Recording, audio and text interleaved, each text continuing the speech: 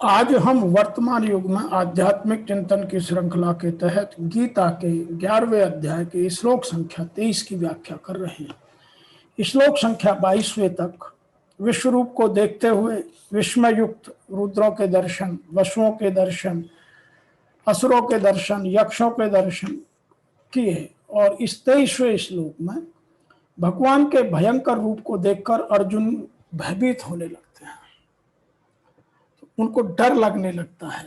ऋषि वेद व्यास जी लिखते हैं, रूपम महत ते बहुवक्रते नेत्रम महाबाहो बहुबाहुरूपादम बहुदरम बहुद्रष्टाकालम दृष्टवा लोके प्रव्यथिता तथा अहम। तो यहाँ ऋषि वेदव्यास जी कह रहे हैं, हे महाबाहो, आपके बहुत से मुखों और नेत्रों वाले, बहुत सी भुजाओं, जंघाओं और चरणों वाले, बहुत उदरों वाले और बहुत विकराल दाढ़ी वाले महान रूप को देखकर सब प्राणी व्यथित हो रहे हैं और मैं भी व्यथित हो रहा हूं। उनका रूप उन सबको इतना विस्मित कर रहा है कि सब व्यथित होने लगे हैं।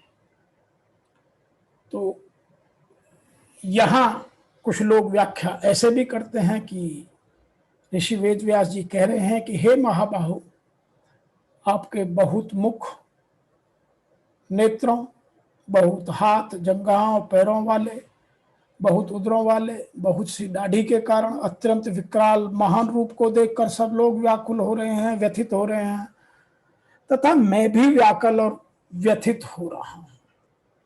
In English, having seen thy immeasurable form, possessed, almighty, armed of many mouths and many eyes, of many arms and thighs, feet, and of many stomachs, and fearful with many tusks, the words are terrified, and I also. Some people are describing little differently. O mighty armed, the world are terrified, and so am I, at witnessing your great form with many faces, many eyes, many stomachs, many arms, many thighs, many feet, many fearsome of many teeth. तो इसको आध्यात्म तो जब तक नहीं समझते हैं तब तक इस व्याख्या के साथ परिपूर्णता का अभाव रहता है। तो आध्यात्म के हिसाब से 15वें से 18वें श्लोक तक विश्व रूप में देव रूपों का और 19वें से 22वें तक उग्र रूप का और 23वें से 30वें तक अत्यंत उग्र रूप का वर्णन हुआ है। तो ये 23वां पहला श्लोक है जिसमें उग्र रूप की बात है ये, और 30वें श्लोक तक चलेगी। तो यहां अर्जुन कह रहे हैं, आपके मुख एक दूसरे से नहीं मिलते, कोई मुख सौम्य है तो कोई विकराल है, कोई छोटा है तो कोई बड़ा है। ऐसे ही जो आपके नेत्र हैं वे सभी एक समान नहीं हैं। कई नेत्र सौम्य है, कई विकराल हैं, कई छोटे हैं, कई बड़े हैं, कई लंबे हैं, कई चौड़े हैं, कोई गोल हैं, कोई टेढ़े हैं। तो डिफरेंट हैं। ऐसे ही हाथों की बनावट, वर्ण, आकृति, उनके कार्य विलक्षण हैं। जंघाएं विचित्र विचित्र हैं और चरण भी तरह तरह के हैं। पेट भी एक समान नहीं है, कोई छोटा, कोई बड़ा, कोई भयंकर, कोई बाहर निकला हुआ, कोई अंदर। तो आपके पेट भी अलग तरीके के हैं। मुखों में बहुत प्रकार की विकराल दाढ़ी, ऐसे महान भयंकर विकराल रूप को देखकर सब प्राणी व्याकुल हो रहे हैं और मैं भी व्याकुल हो रहा हूं। इस श्लोक से पहले कहे हुए श्लोकों में भी अनेक मुखों, नेत्रों आदि की और सब लोगों को भयभीत होने की बात आई। अतः अर्जुन एक ही बात बार बार क्यों कह रहे हैं? इसका कारण है कि नंबर 1, विराट रूप में अर्जुन की दृष्टि सामने जो जो रूप आता है उसमें उसको नई नई विलक्षणता और दिव्यता दिख रही है। नंबर 2, विराट रूप को देखकर अर्जुन इतने घबरा गए, इतने चकित हो गए, इतने हैरान हो गए, इतने भौचक्के हो गए, इतने विस्मित हो गए, इतने चकरा गए, इतने व्यथित हो गए कि उनको यह ख्याल ही नहीं रहा कि मैंने क्या कहा और मैं क्या कह रहा हूं। नंबर 3, पहले तो अर्जुन तीनों लोकों में के व्यथित होने की बात कही और यहां पर प्राणियों के साथ साथ स्वयं को भी व्यथित होने की बात कहते हैं। नंबर 4, एक बात को बार बार कहना अर्जुन के भयभीत और आश्चर्यचकित होने का चिन्ह है, सिंबल है।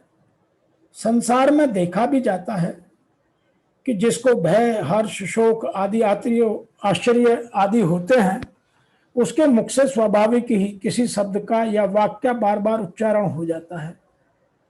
जैसे कोई सांपों को देखकर भयभीत होता है तो बार बार सांप सांप सांप सांप कहता है। ऐसा ही रात में कोई अचानक कोई वस्तु देख लेता है तो उसको कई बार दोहरा देता है। कोई सज्जन पुरुष आता है तो हर्ष में भरकर कहते हैं आइए आइए आइए आइए आइए। कोई प्रिय व्यक्ति मर जाता है तो शोकाकुल होकर रोते हैं, मैं मारा गया मारा गया। घर में अंधेरा हो तो अचानक कोई आफत आ जाती है तो मुख से निकलता है मैं मरा मरा मरा मरा। ऐसे ही यहाँ विश्व रूप के दर्शन में अर्जुन के द्वारा भय और हर्ष के कारण कुछ शब्दों और कुछ वाक्यों को बार बार उच्चारण हो सकता है। अर्जुन ने भय और हर्ष को स्वीकार भी किया है। अदृष्टपूर्व हर्षोस्मि अस्मि दृष्ट्वा भयेन न प्रविथतम मनो में। ये इसी अध्याय के 45वें श्लोक में अर्जुन स्वीकार करते हैं। तात्पर्य है कि भय, हर्ष, शोक आदि में एक बात को बार बार कहना पुनरुक्ति दोष नहीं माना जाता है। तो आज के इस श्लोक में जो अर्जुन बार बार रिपीट कर रहे हैं उसकी व्याख्या को करने की आध्यात्मिकता के साथ जोड़कर कि जब अति हर्ष में और अति शोक में हमारा विवेक पर नियंत्रण कम हो जाता है और वह अपने हिसाब से जो करना चाहता है वह करने लगता है, इसलिए कुछ चीजें बार बार सामने आ जाती हैं। तो आज के इस 11वें अध्याय के 23वें श्लोक में इतना ही, जिसमें अर्जुन भगवान के अनेक मुखों, अनेक नेत्रों, अनेक हाथों, अनेक जंघाएं, अनेक पैरों, अनेक उदरों, बहुत सी दाढ़ियों और अत्यंत विकाल विकराल महारूप को देखकर सब लोग व्यथित हो रहे हैं, चिंतित हो रहे हैं, भयभीत हो रहे हैं, आश्चर्यचकित हो रहे हैं और मैं भी हो रहा हूं, ऐसा स्वयं समर्पण कर विनती कर रहा है। तो हम जिज्ञासुओं को भी यह समझना आवश्यक है कि भगवान का जो दिव्य रूप है उसको समझने के लिए यदि हमारे पास विचारों में दिव्यता और दिव्य दृष्टि भगवान नहीं देंगे तो हमें भी इन्हीं परिस्थितियों का सामना करना पड़ सकता है। तो यहाँ अर्जुन कह रहे हैं कि महाबाहु, श्री कृष्ण महाबाहु हैं, अर्थात प्रकृति से परे महान सत्ता में जिसका कार्य क्षेत्र हो वह महाबाहु है।